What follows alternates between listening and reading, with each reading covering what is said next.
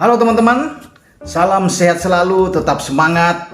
Dan topik kali ini yang saya angkat adalah sudah sejauh mana proses pengurusan 4 pemain yang akan dinaturalisasikan, ya, 4 pemain keturunan sesuai dengan rekomendasi dari pelatih kepala tim nasional Indonesia Sintayong untuk mendatangkan mereka.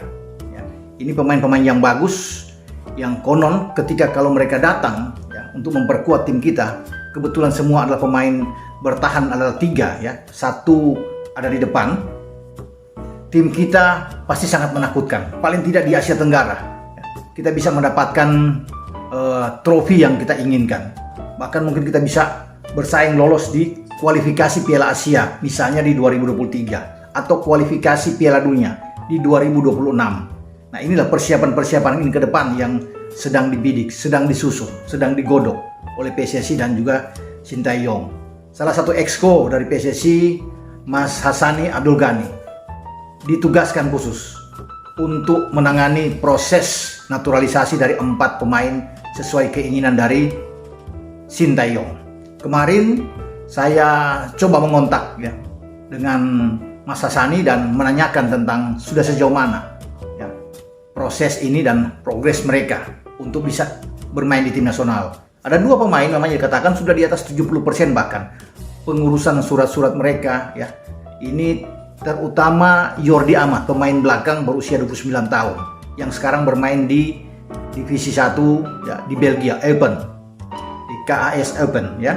Kemudian juga ada Sandy Walsh, pemain yang berusia 26 tahun yang bermain juga di Belgia, ya, bersama dengan KV Mechelen.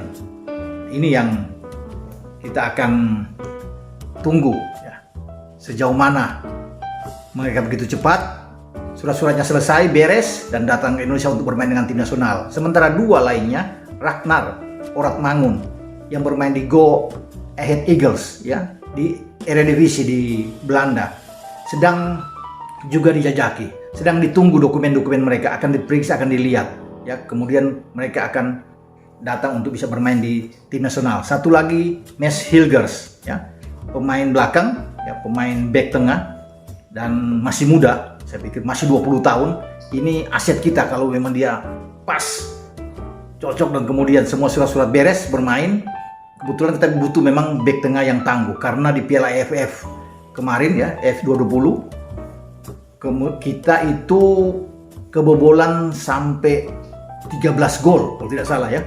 Dari babak fase grup B sampai babak final ada 13 gol walaupun kita banyak pemasukan. Jadi ini salah satu juga lini yang disorot, ya, walaupun kita punya banyak pemain di sana. Nah, kehadiran dari Jordi Amat, Sandy Walsh, dan Hilgers ini kalau ada di belakang ini sangat kuat. Ragnar itu Oratmangun bermain di posisi striker atau bisa melebar bermain sebagai penyerang dari sayap. Nah, 2 yang disebut oleh Mas Hassani dalam pembicaraan kita itu Jordi Amat dan Sandy Walsh.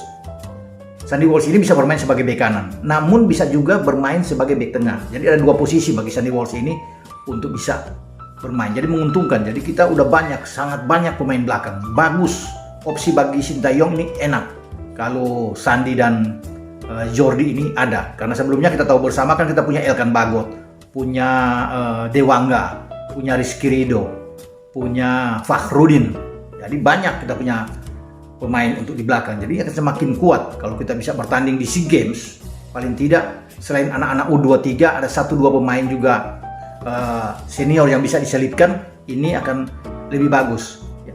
Untuk jangka pendeknya memang Jordi dan Sandy itu bisa, ya, bisa secepat untuk datang. Mudah-mudahan mereka bisa bermain di SEA Games, ya, di Vietnam sebelum kita melangkah di bulan Juni untuk putaran ketiga, ya, di Piala Asia. Kita juga bisa bersiap di bulan Desember ada AFF yang menanti tim nasional kita. Sambil menunggu Ragnar Oratmangun dan juga Mads Hilgers untuk bisa datang, bisa bermain di tim nasional Indonesia. Jordi Amat ini sangat berpengalaman. Dia pernah bermain dengan tim U17 Spanyol.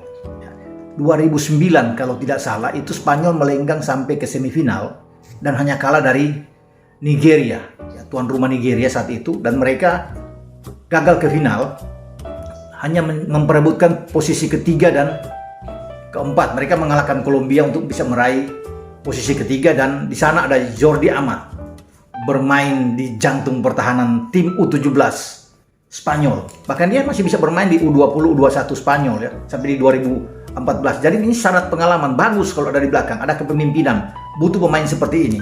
Berpasangan dengan Elkan Bagot kah, berpasangan dengan Miss Hilgers atau dengan Sandi, nggak ada masalah. Atau berpasangan bahkan dengan Fakhrudin, Rizky Ridho, Dewanga. Ini makin kuat pertahanan timnas kita.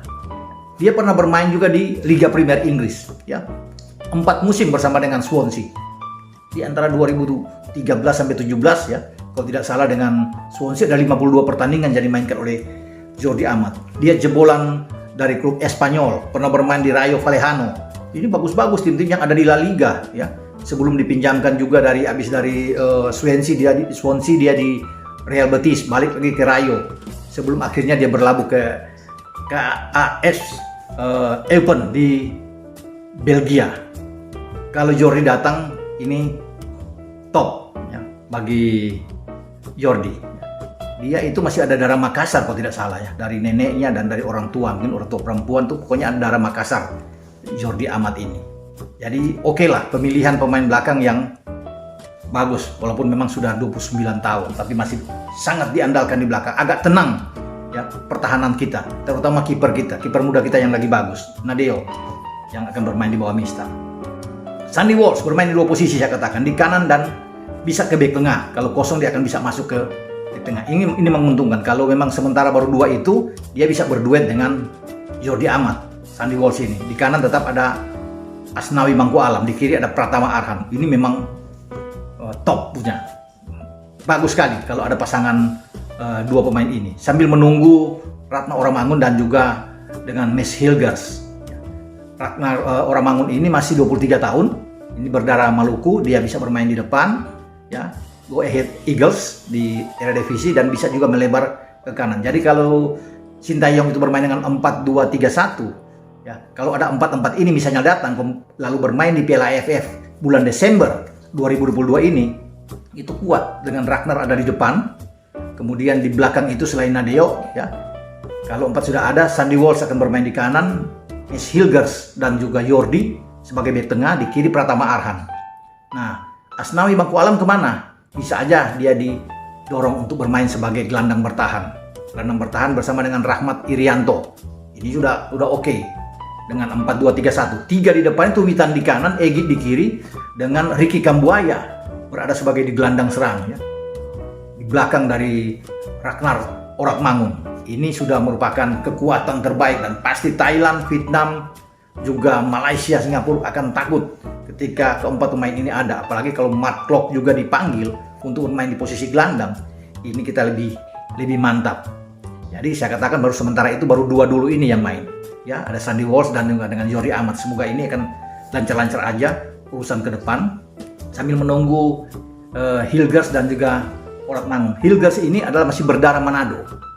Katakan tadi 20 tahun memang bagus, dengan Ragnar 23 tahun. Jadi kedepannya masa depan tim nasional oke, ya, karena juga Sandy Walsh 26 masih bisa. Dan memang Sandy Walsh ini agak unik ya, ini punya darahnya terus bukan saja Indonesia, ada Rusia, ada Jepang, ada Afrika Selatan, ada Somalia, selain Belgia, Belanda, ada Irlandia, Inggris. Ini banyak campuran dari Sandy Walsh.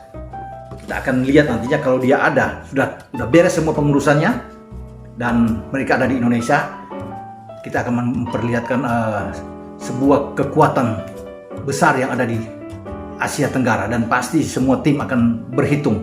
Kita tidak lagi untuk berkutat untuk di SEA Games saja, tapi kita sudah bisa mencanangkan, membidik harus ada di Piala Asia, tembus ke Piala Asia sambil mengincar tentunya persaingan untuk bisa lolos ke Piala Dunia. Karena itu memang harus ke sana, ya. Kita punya target, ya. Tidak harus kita berkutat di Asia Tenggara atau di Piala AFF dan SEA Games. Karena kita sudah punya kekuatan, ya, starting 11 yang sangat kuat, bahkan berlimpah pemain-pemain.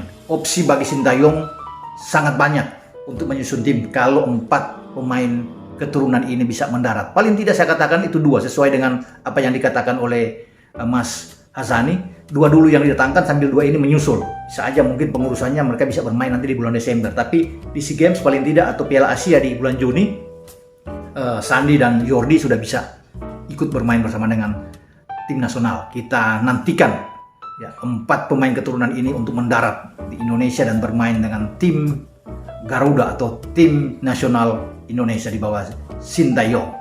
Oke, sampai di sini pembicaraan kita. Bagaimana cerita tentang 4 pemain dari luar dari Belgia dan dari Belanda ini yang sedang diurus terus menerus oleh Mas Hassani untuk secepatnya datang di Indonesia dan diperkenalkan bersama dengan tim nasional di bawah Sintayong. Ciao.